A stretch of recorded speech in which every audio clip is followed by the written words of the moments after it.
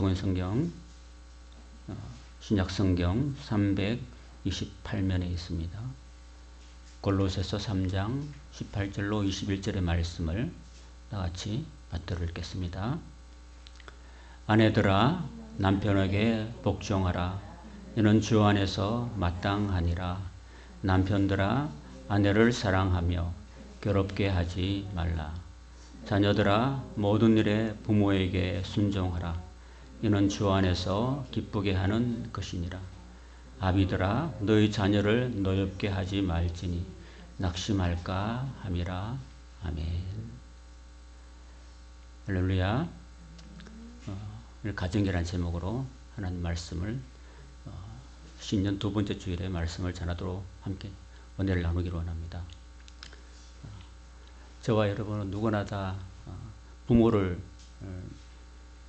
있고 또 자녀가 있고, 내가 부모이기도 하고 또 자녀이기도 하고 또 남편이기도 하고 아내이기도 하고, 그런 이 범위를 벗어나는 사람이 없겠죠. 하나님께서 천지를 6일 동안 창조하시고 마지막에 사람을 지으셨어요. 왜 마지막에 사람을 지었냐 하면은 다 하나님이 만물을 조성하시고 난 다음에 하나님 자체가 본질이 사랑이시기 때문에, 하나님은 사랑으로 충만하기 때문에 이 사랑으로 충만한 하나님이 사랑할 수 있는 대상이 필요하신 거죠.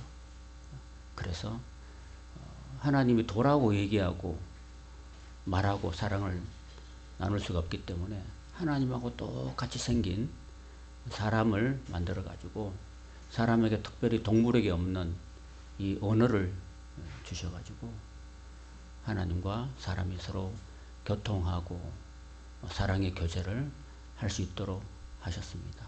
그래서 하나님 흙으로 아담을 만드셨죠.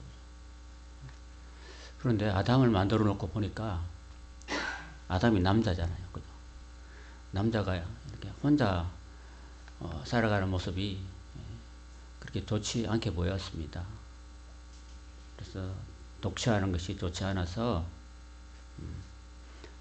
여호와 하나님이 가라사대 사람이 독취하는 것이 좋지 못하니 내가 그를 위하여 돕는 배필을 지으리라 이렇게 하시고, 이 돕는 배필, 에제르, 돕다라는 그 말. 그래서 아담은 흙으로 만들었는데 재료가 흙인데 그 하와는 재료가 아담의 갈비뼈입니다. 갈비뼈를 가지고 만드신 목적이 그냥 외롭게 있는 아담을 도우려고 돕는 배필로 만드셨다라는 것입니다. 그래서 둘이를 서로 부부로 만드는 거죠. 그래서 결국은 우리가 남자 혼자서 존재할 수 없기 때문에 하나님은 여자를 만드셨고, 그 남녀를 통해서 이 부부라는 최초의 가정을 하나님이 만드신 거죠. 하나님 최초로 만든, 인간 세상에 만든 가장 최초의 제도는 바로 가정이라는 것입니다. 가정을 통해서 부부가 서로 사랑하고, 또 그 사랑하는 가운데 자녀가 출생하고, 또 부부가 서로 사랑할 뿐 아니라 부모와 자식 간에 서로 순종하고 또 애껴주고, 그렇게 하면서 아름다운 가정을 이루어 가시도록 하신 것이 하나님의 뜻이었습니다. 그래서 가정천국을 이루는 것이 하나님의 본심이었다는 거죠. 문제는 이 아름다운 가정을, 특별히 부부관계에 있어서 이 부부관계를 시기한 한 존재가 있었는데 그게 바로 사탄이라는 존재입니다. 사탄은 가정을 무너뜨리는 것이 제일 목표였다는 것입니다. 들어와서 제일 처음에 여자에게 접근했습니다. 여자에게 접근해서 여자를 유혹하고, 그리고 하나님께서 아담에게 선악과를 먹지 말라고 말씀을 먼저 하셨고, 또 아담의 입을 통해서 자기 부인되는 하와에게 하나님이 이렇게 말씀하셨다.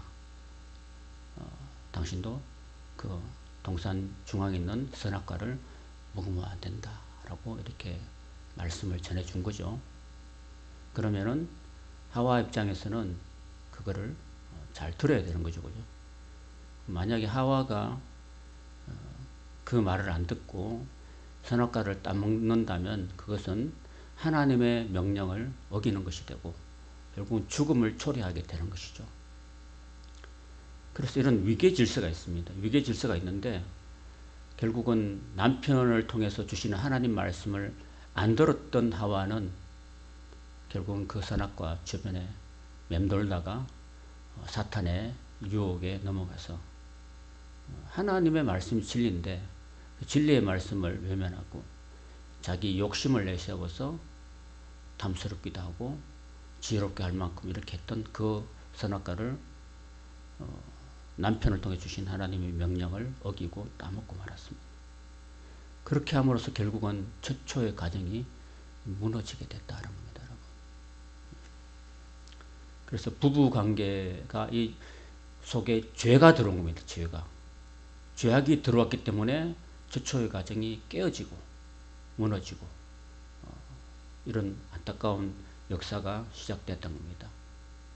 그래서 결국은 오히려 돕는 배필이 되지 못하고 결국은 가정을 깨는 그리고 인간의 그 죽음을 초래하는 그런 결과를 가져오게 됐다는 것이 최초의 그 가정의 이야기인 것입니다. 오늘 골로새서 4장에서 사도 바울이 골로새 4장에 보면요. 4장 처음에 보면은 우리가 그리스도와 함께 다시 살리심을 받았으면은 위의 것을 찾으라고 부탁을 하고 있습니다. 그리고 예수님을 믿고 예수님과 함께 죽고 예수님과 함께 다시 살리심을 받은 사람은 새 사람이 되었다는 거예요. 새 사람이 된 우리 예수님의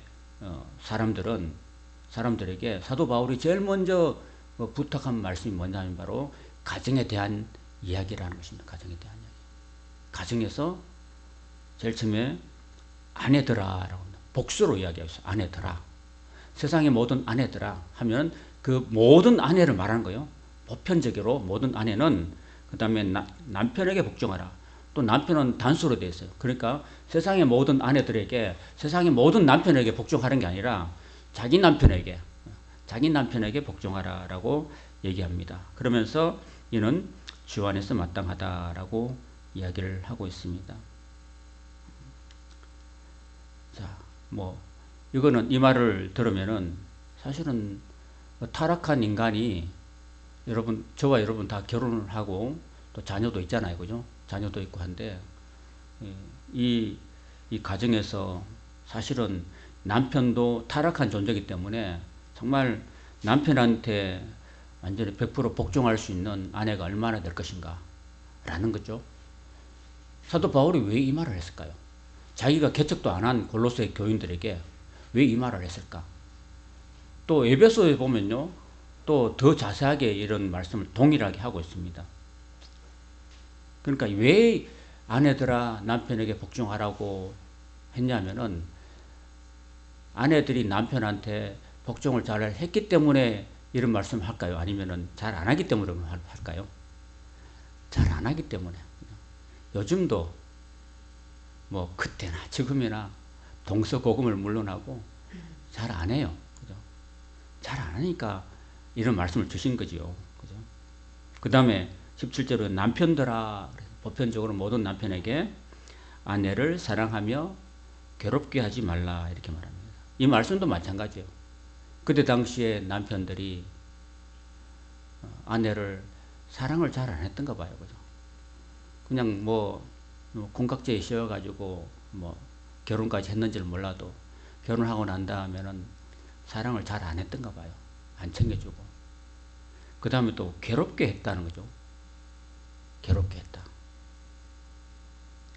여러분, 남편이 아내를 사랑도 안 하고 또 괴롭게까지 하면은 이거 참 문제죠. 그죠? 그래서 어느 날 제가 한번 이 말씀 묵상하면서 지금 말고 전번에도 말했습니다. 제가 저희 아내한테 여보, 내가 남편인데 당신은 내 아내인데 내가 당신한테 제일 괴롭게 한 게 뭐냐고 물어봤어요. 그때 뭐라고 대답했어요? 사모님은? 물어본 적이 있어요. 내가 당신은 나 때문에 뭐가 제일 괴롭냐고. 그 대답을 잘 못하는데 본인이 대답을 해줘야 내가 알죠. 근데 남편을 괴롭게 하지 말라. 또 표준세번역 이런 데 보면요, 아주 몹쓸게 하지 말라. 또 헬라어 원어에 보면 이 헬라어 성경 말고 그 구약 성경의 언어로 따진다면요, 괴롭게 하다는 것은요, 마라라는 뜻이에요. 마라. 그 마라는 뜻이 쓰다라는 뜻이에요. 쓰다. 그래서 쓴맛을 맛보게 하다 이런 뜻을 갖고 있습니다. 남편이 아내를 사랑하지 않고 막 괴롭게 하고 막 쓴맛을 보게 하는 이런 말을 뜻하고 있다는 겁니다. 여러분들은 다 부인이라면 남편한테 쓴맛을 좀 봤습니까? 괴롭게 쓴맛을. 남편이 나를 쓰게 만들었어. 내 인생을 이렇게 쓰게 만들었다. 나한테 쓴맛을 남겨줬다. 그런 뜻이라는 것입니다. 신년 들어가지고 또 이렇게 이 가정, 예수님을 우리가 믿고 하나님의 자녀가 되고 새 사람을 받은 그런 존재가 가장, 이 성품의 변화를 받은 이 존재가 가장 먼저 사도 바울을 통해서 하나님이 우리에게 당부하시는 것은요, 이제 이 가정에서 부부간에 또는 부모 자식 간의 이 관계의 변화를 말씀하시고 계신다는 뜻입니다, 여러분. 그래서 이런 부부간의 이 관계를 이야기하면서 저는 이제 남편이기도 하고 아버지이기도 하고 그렇잖아요. 또 우리 돌아가셨지만 부모님의 내가 자녀이기도 하는데 제가 여러분들한테 아내로서 뭐 어떻게 당부하기보다는 제가 남편으로서 남편을 대표해 가지고 뭐 하는 말 입장에서 생각한다면 그렇습니다. 그리고 사실은 우리나라가 5월 21일을 부부의 날로 정했다고 합니다. 이거는 뭐 여러 해 전부터 그렇게 되는데, 그죠? 둘이 만나가지고 5월이 가정의 달이니까, 그죠? 5월이 가정 달이고, 또 둘이 만나서 하나가 된다고 해서 5월 21일을 부부의 날로 이렇게 정해가지고 이렇게 기념하고 있죠. 그러니까 이런 하나의 의미가 있는 것입니다. 그러면서 제가 이 골로새서에는 나타나 있지 않지만은 사도 바울이 에베소에서 동일한 내용으로 쓴 기록이 있어요. 에베소에서 3년 반이나 사역을 했기 때문에 에베소에 있는 여러 가정들을 사도 바울이 알거든요. 그러면서 이와 같이 남편들도 자기 아내 사랑하기를 자기 자신과 같이 해라. 왜냐? 자기 아내를 사랑하는 사람은 자기를 사랑한 것이라 이렇게 이야기하고 있습니다. 그러면서 하시는 말씀이 뭐냐면요. 이런 말을 해요. 누구든지 언제나 자기 육체를 미워하지 않고 오직 양육하여서 보호한다라는 이야기를 하고 있습니다. 여러분들은 다 자기 몸을 아끼고 보호하죠. 그죠? 여러분들이 혹시라도 이 계단 내려가다가 봐 헛발질해가지고 뒹굴면 안 되니까 늘 조심하잖아요. 내 몸을 아끼고 조심하듯이 조심하고 살지 않느냐. 예수님께서도 교회를 그렇게 자기 몸처럼 아끼고 사랑하셨다. 그런데 덧붙여서 하는 말이 뭐냐면은 우리는 그 몸의 지체고 하면서 5장 31절에 이렇게 말합니다. 그러므로 사람이 부모를 떠나 그의 아내와 합하여서 그 둘이 한 육체가 된다고 이야기하고 있습니다. 그 말은 뭐냐 하면은 이 부부 사이라는 게요. 부부는 일심동체란 말이 있잖아. 그죠? 부부는 것은 하나의 둘이지만 결혼하면은 한 몸이 된다는 거. 그러니까 한 몸이라는 거예요. 한 몸. 남편과 아내는 한 몸이라는 거죠. 그죠? 그런데 만약에 아까처럼 남편이 아내를 사랑하지도 않고 아내를 막 괴롭게 하고 아내에게 쓴맛을 안겨주고 이렇게 하는 것은요. 이거는 잘못됐다는 거예요. 예수 믿는 사람의 가정에서 그렇게 부부 사이가 그렇게 남편이 그렇게 아내를 못 살게 군다면 그건 분명히 잘못됐다는 거예요. 그거를 이야기하면서 세상에 어느 누가 자기 몸을 함부로 대하고 함부로 그 자해하고 하는 사람 어디 있느냐. 그러니까 자기 아내가 자기 몸하고 똑같다는 거죠. 아내가 막 괴롭고 아내가 힘들고 아내가 아프면 남편도 아픈다는 거예요. 그런 의식을 가지라는 거예요. 그리고 어떻게 그 모델이 어디냐 하면은 그리스도께서 교회를 사랑하시는 것처럼 그렇게 하라는 거예요. 그러니까 그리스도는 우리의 머리고 우리는 그 몸이잖아요. 몸, 그죠? 몸이니까 그리스도께서 몸된 우리가 어디 아프고 다리가 아프고 팔이 아프고 온몸이 아프고 이렇게 하면은 이 머리가 계속 고통을 같이 겪는 그냥 한 몸이니까 한 유기체니까. 그러니까 어떤 부부 사이에 한 유기체 의식을 가지고 아내가 안 괴롭도록 하라는 거죠. 아내가 안 괴롭도록. 그래서 사랑하라. 그래서 어떤 목사님이 그런 말 하더라고요. 남편들에게 그렇게 말을 했죠. 당신은 남편으로서 당신 아내가 지금 무슨 어디가 가장 아픈지를 알고 있습니까? 물어보래요. 그래가지고 그 모르면 안 사랑하는 거래요. 아내가 지금 제일 마음적으로 괴로워하는 게 뭐냐고 그걸 딱 순간적으로 대답 못하면 그건 안 사랑하는 거래요. 그래서 자기 몸처럼 아끼고 사랑하고 돌보라. 그거죠. 저는 그래서 이 말씀 묵상하면서 또 하나 우리가 짚고 넘어야 될 얘기가 뭐냐면은 사실은 뭐 여기 남편은 저밖에 없는 것 같은데 이게 그죠? 베드로가요. 베드로 전서에 그런 말합니다. 베드로전서 3장 7절에 이런 말씀합니다. 남편들아 이와 같이 지식을 따라 너희 아내와 동거하고 그를 더 연약한 그릇이요 또 생명의 은혜를 함께 이어받을 자로 알아서 귀히 여기라. 그 아내는요 어떤 존재냐면은 남편에게 연약한 그릇이고 그러니까 연약한 것은 뭐 조금만 잘못 던져버리면 깨질 수 있는 그런 연약한 그릇이라는 것이고 그 다음에 또 하나는 생명의 은혜를 함께 이어받을 사람이다 라는 말씀을 하고 있는 거예요. 그래서 아직 결혼 안 한 우리 자녀도 있지만은 앞으로 결혼하게 되면은요 그렇게 생각해야 돼요. 부부라는 것은요 서로 귀히 여겨주고 연약한 그릇이고 그리고 나중에 천국 가서 생명의 은혜를 함께 이어받을 그런 존재라고 여겨가지고 귀히 여겨라. 귀하게. 내 남편이고 이제는 내 사람이니까 이제는 아무렇게나 대하는 게 아니라 결혼해서 살아가면 살아갈수록 더 상대방을 소중히 여기고 귀히 여겨라. 그렇게 하는 이유가 뭐냐면은 너희 기도가 막히지 아니하게 하려 함이라고 말합니다. 그 부부 사이가 깨졌다 그러면요 아무리 교회 와서 예배 많이 드리고 또 아무리 교회 와서 많이 기도해도 헛수고라는 겁니다. 왜? 막혀있는데 막혔는데 기도가 막혀버리는데 어떻게 할 거예요? 그래서 저는 이 말씀 들으면서 저는 참 이렇게 남편으로서 기도가 안 막히려면은 아내를 소중히 여겨야 된다. 그리고 사랑해야 되고 괴롭게 만들지 말아야 된다. 아내한테 쓴맛을 남겨줘서는 안 된다. 라는 거죠.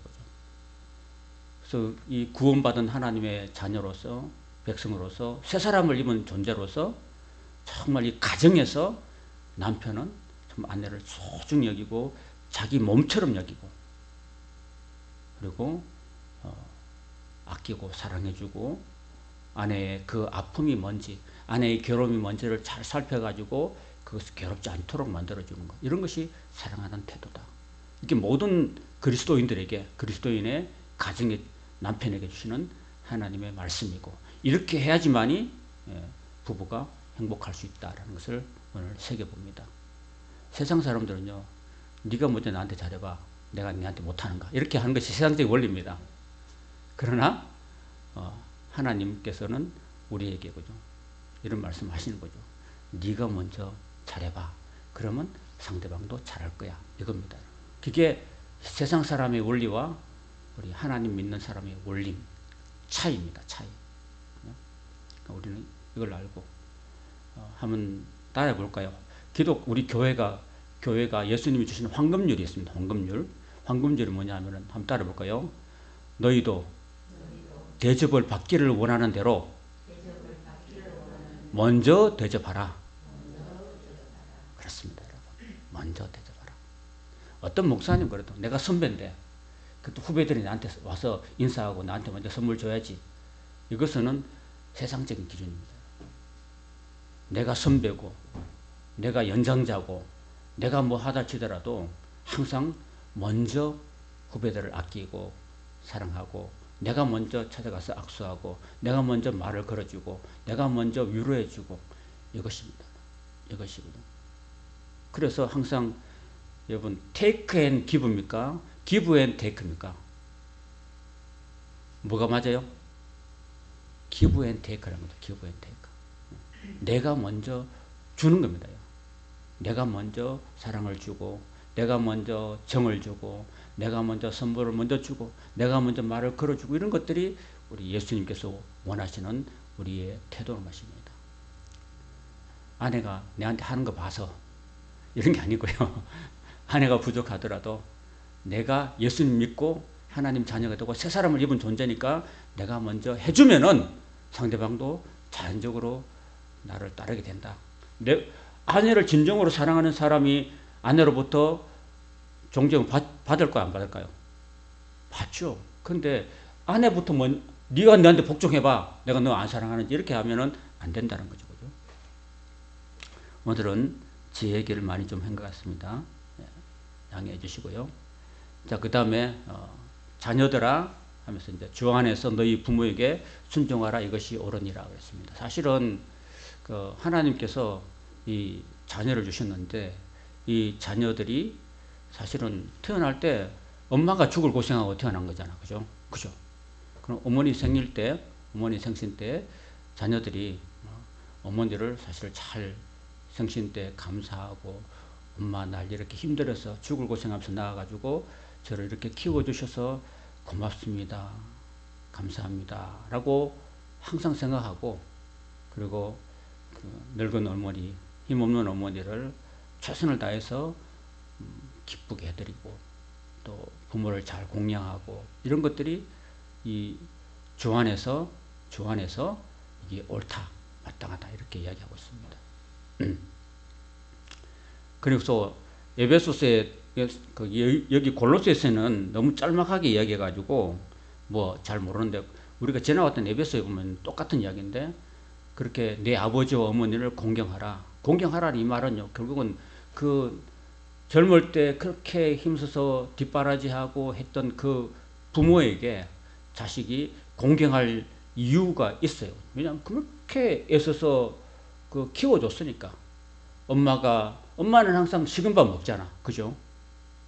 우리의 윗세대 어머니들은 다 자식들 먹이고 남편 먹이고 시아버지 시어머니 먹이고 다 다음에 이제 남은 거 이제 더 걷어가지고 거기다가 물 넣어서 확 말아가지고 바쁘니까 확 마시고 그러고 이렇게 했던 것이 우리 어머니 아니겠습니까? 그죠? 그러니까 우리 자식들은 이런 부모의 이런 은혜에 우리가 보답하고 그 아버지 어머니를 공경해야 되는 것이 마땅한 거죠. 어머니를 물질적으로 잘 보양해 드려야 되고 또 마음적으로도 편하게 모셔 드려야 되고 그렇게 해야 되는 거죠. 혹시 부모가 몸이 편찮아도 그래도 적극정성으로 잘 간호하고 해야 됩니다. 왜 그 어머니가 아버지가 왜 아플까? 자식들 때문에 고생해서 그런 거 아니겠어요? 그죠? 안 그래요? 그 부모가 아프면은 자식들은 내 때문에 이렇게 우리 엄마가 우리 아버지가 이렇게 나 때문에 나 키우려고 정말 뭐 세상에 안 해본 일 없을 정도로 다 고생하고 추운 겨울에 그렇게 고생하고 더운 여름에 고생하고 그렇게 해서 날 이렇게 키워줬는데 이렇게 생각하고 그 은혜에 보답하는 마음으로 우리가 효도를 다 해야 되는 거죠. 그리고 하나님께서는 바울을 통해서 약속이 있는 첫 계명이라고 이야기하십니다. 그러니까 하도 자식들이 부모를 안 공경하니까 하나님이 보너스를 약속이라는 거 보너스를 더해준 거예요. 부모한테는 안 했어요. 부모한테는 네 자식 잘 키워봐. 그러면 내가 뭐 해줄게. 이런 약속이 없는데 자식한테는 그래도 네 부모를 잘 공경해봐라. 그러면은 내가 약속 줄게 하면서 약속 있는 첫 계명을 주신 건데 약속이 뭘까요? 그 약속이 네가 잘 되고 땅에서 장수한다. 그러니까 이 세상 살아가고 우리가 오늘 이 시대를 살아가는데 경쟁사회잖아. 그죠? 경쟁사회에서 정말 취업하기도 힘들고 돈 벌어먹기도 힘들고 이런 세상에서 살아가는 게 힘들어요.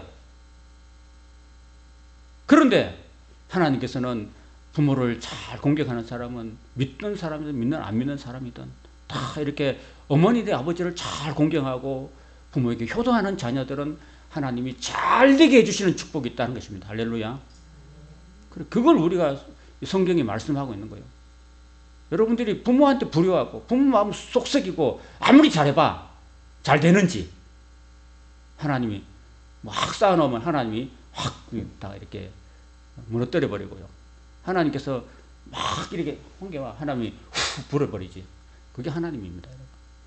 그러나 내가 설령 뭐 잘 못나고 해도 내가 나를 키워준 우리 부모님에게 잘 순종하고 말씀 잘 듣고 그리고 뭘 해가지고 어머니의 생활비도 보태드리고 아플 때 잘 강롱하고 그리고 마음을 편안하게 해드리고 또 모시고 여행 아름다운 곳에 아름다운 꽃들도 구경시켜주고 또 사우나도 시켜드리고 이렇게 또 늙은 부모를 잘 공경하면은 하나님이 보신다는 거예요. 하나님 보고 그 자식을 잘 되게 해주신다는 겁니다. 할렐루야. 그걸 하나님 약속해 주셨고 그 다음에 땅에서 장수하는 거 오래 사는 거예요. 오래 살려면 건강하죠. 그죠? 안 건강하고 오래 사는 거는 차라리 빨리 증명이 나왔지만은 하나님이 장수의 복을 주실 때 하나님이 건강도 더해 주신다는 사실입니다. 그래서 우리 자식들은 항상 부모님께 효도를 다 하고 학생들은 공부하는 학생들은 열심히 공부하는 게 효도예요. 그리고 출가한 자식들은 사랑의 내리사랑이고 자기 자식들만 챙기는 아니라 내 자식이 이렇게 잘하는 내 자식한테는 막 금이야 오기야 하지만은 나를 이렇게 키워주는 부모를 외면할 수가 많거든요. 그렇게 하면은 하나님께 복을 받지 못한다는 사실입니다. 여러분 아브라함이 100세에 얻은 이삭은요 얼마나 귀히 여겼겠습니까? 눈에 넣어도 안 아들인데 그것도 이삭에게 참 중요한 건 뭐냐 하면은 이삭이 자기 아버지를 묻고 자기를 죽이려고 했습니다. 왜? 하나님께서 번제로 바치라 했으니까. 그래서 모리아산에 올라가가지고 딱 묶을 때 가만히 있었습니다. 하나님이 너를 번제로 바치라고 하셨다. 나는 참 이렇게 너를 세상에 누구보다 아끼고 사랑하지만 하나님 나한테 이렇게 명령하기 때문에 내가 널 죽여야 되겠다 하고 딱 손발을 묶고 장작 위에다가 탁 올려놓고 이제 탁 쉬는 순간 그 순간까지도 이삭은 가만히 있었습니다. 여러분 같으면 나 같으면 가만히 있겠어요? 아버지 미쳤어요 하고 막 이렇게 발버둥 치고 막 안 했겠죠.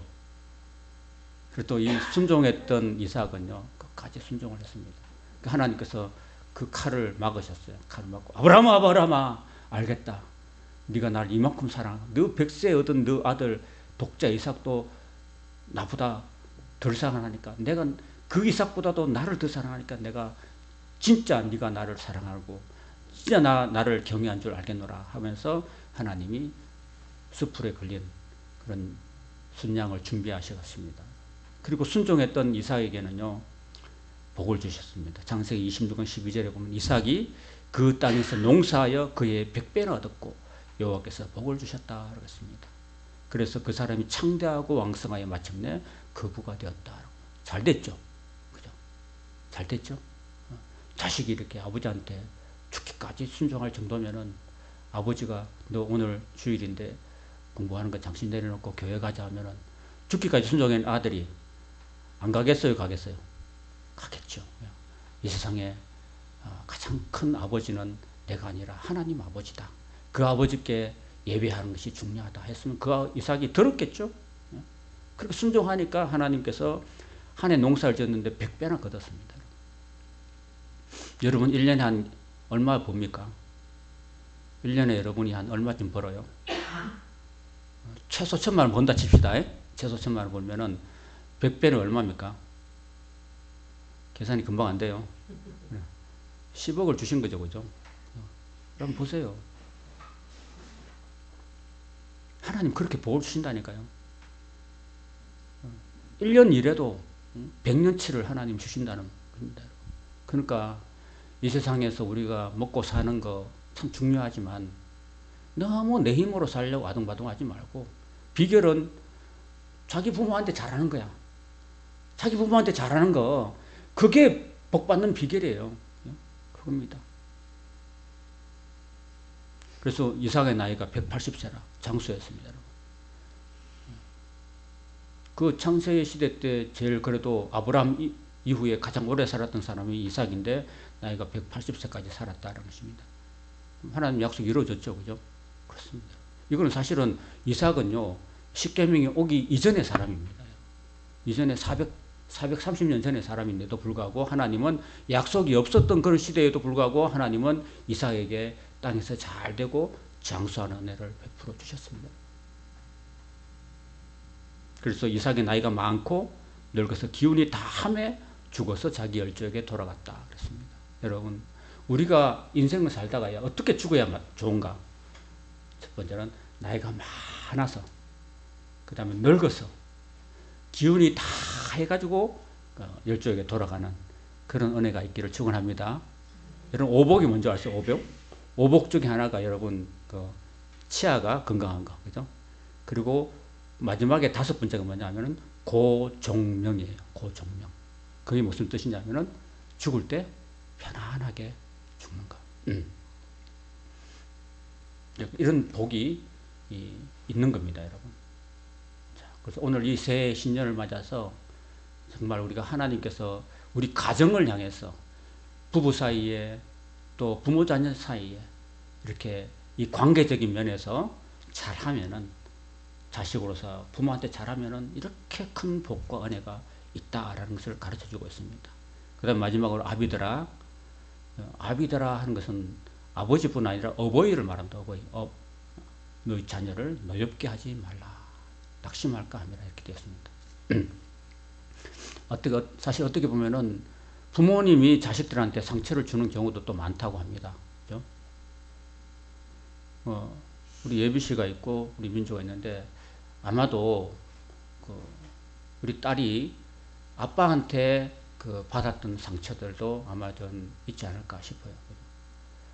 나한테 구체적으로 아빠한테 이런 거 속상하고 이런 거 상처였어요 라고 말은 안 했지만은 있지 않을까 라는 생각. 그리고 자녀가 셋이잖아, 그죠?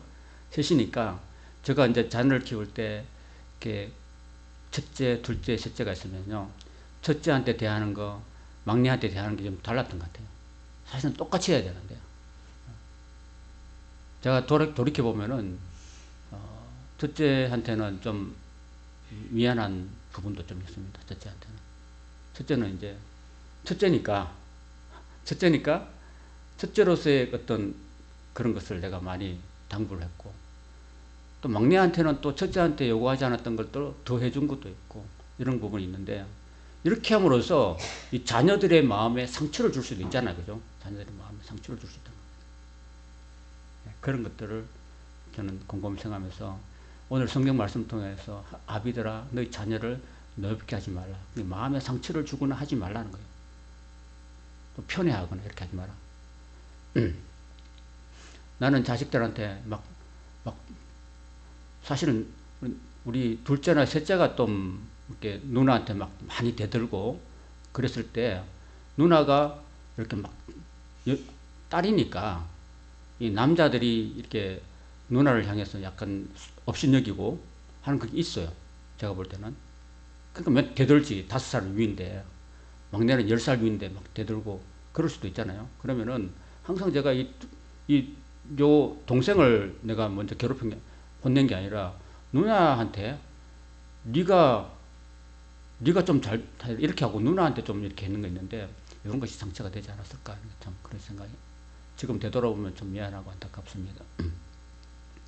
그리고 자녀들한테는 너희들이 서로 참 이렇게 우애 있게 지내라 해놓고 돌아서서는 나는 부부하고 계속 이렇게 막 다투고 막 했던 것도 많았습니다, 사실은. 아마도 우리는 이렇게 여기서 산 지가 오래됐는데, 여기 뭐 사실 사택도 없고, 그죠? 사택이 없고, 교회 안에서 이렇게 애들 여기 살고 우리는 저기 사는데, 뭐, 소리가 다 들리지, 그죠? 막 이렇게 방음이 안 되니까. 너희들은 사이좋게 지내라 그러고 우리는 부부서 맨날 이렇게 막 다툰 일도 참 많았고 했는데, 그런 것들 참, 이런 것들이 참 부모로서 자녀들을 노엽게 했던 것이 아닐까 하는 생각도 해봅니다. 얼마나 불안했을까. 엄마 아빠가 막 싸우면 자녀들이 얼마나 불안하고 했을까 하는 생각도 해봅니다. 그리고 편애하는 것도 있고요. 사실은 그 이삭이 리브가하고 결혼했는데 쌍둥이를 낳았는데 사실은 뭐 한 배소스에 태어나도 야곱하고 에서는 완전히 천지 차이가 성격이에요. 그래서 성격이 천지 차이라서 아버지는 큰 아들을 사랑하고 또 엄마는 작은 아들을 사랑했어요. 그런 식으로 해가지고 결국은 이 엄마가 야곱을 감싸고 돌고 그런 분도 있었어요. 그래서 그 형제간이 얼마나 많이 다투고 그랬습니까? 안 그래요? 그죠? 동일하게 사랑했는데 엄마 마음에 안 들지만은 그 형을 큰아들을 많이 사랑했어줘야 돼요.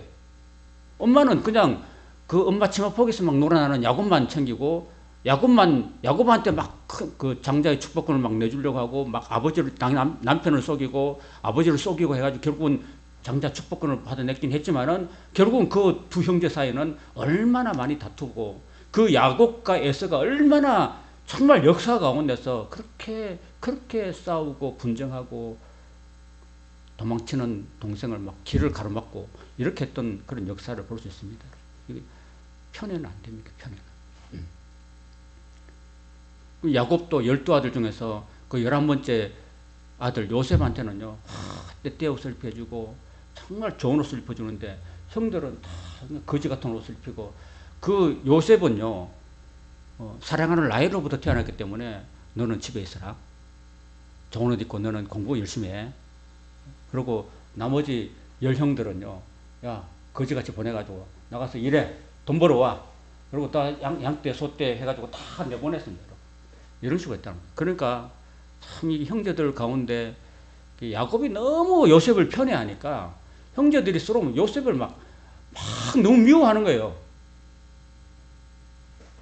이해가 되시죠? 그죠? 야곱이 잘못했다고 봐요, 저는. 야곱이. 그러니까 아버지가 누구한테 마음이 갈 수는 있지만은 그렇다고 해서 이렇게 막 한 사람만 편애해가지고 막 하면 안 돼. 그죠? 교회도 마찬가지로 합니다. 목회자가 저는 그런 부목사 생활 한 10년 했거든요. 근데 담임 목사님한테 말 못하고 부목사한테 이제 막 들려오는 얘기가 많아요. 어떤 얘기가 들려오냐면은, 담임 목사님 주일날 강단에 설교를 하고, 부목사는 이제 교구를 담당해가지고 막 신방하고, 성도들 뭐 방문하고 막 성도들 얘기를 듣고 하는데, 듣다 보면요, 야, 우리 목사님은 돈 많은 성도만 막 챙긴다. 이런 말을 많이 듣습니다. 그 사람이 왜 웃으세요? 그래서 담임 목사님이 좀 이렇게 돈 많은 성도들만 막 어울려서 같이 밥 먹고 식사하고 하고 가난하고 어렵고 이런 사람들은 안 챙긴다는 거죠, 여러분. 그런 것들이 막 귀에 들려와요. 그러니까 저 목사님은 정말 너무 그냥 돈만 밝혀 이렇게 하는 얘기를 많이 들었고, 또 한날 한시에 결혼식과 장례식이 동시에 터졌어요. 그런 경우도 있잖아요. 저는 제가 겪었어요. 제가 이제 광명에 있을 때 일심교회에서 제가 목사 안수를 받았거든요. 안양로에서 받았는데 그 교회 목사님이 그날이 토요일이 있어요. 토요일이 있는데 토요일날 목사님이 제일 바쁜 날이거든요. 설교 준비도 마무리해야 되니까. 그날 마치 장례식과 결혼식이 같이 있는 거야.